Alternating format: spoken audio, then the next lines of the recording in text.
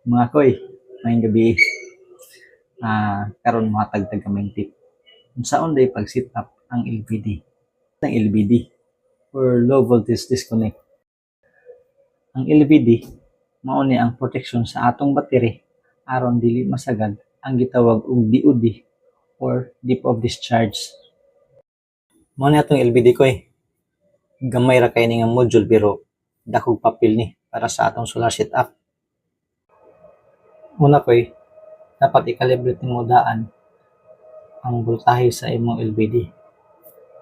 Ang kani na voltahe ay dapat pareha sa reading sa imong battery. Sa pagkalibrate ani, imo ra ni ilong press mga 3 to 4 second. 1, 2, 3, 4. Buhian nimo, pwede makaset. Okay.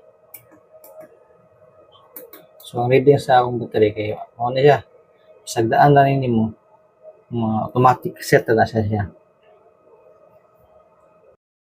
Ang kaning lift button, kung imo ning pinduton ka isa, mao na ang yang voltage disconnect na set. So pag set nimo ani, kung ganahan nimo usbon, imo ra ning paspas no pindot 1, 2. Pwede na ka maka-adjust. Ang reconnect, right side nga button, 0.5 ang akong giset.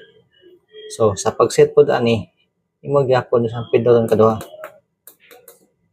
Pwede na ka makaset. Kato lang koy. Hinaut naka tabang tagamay.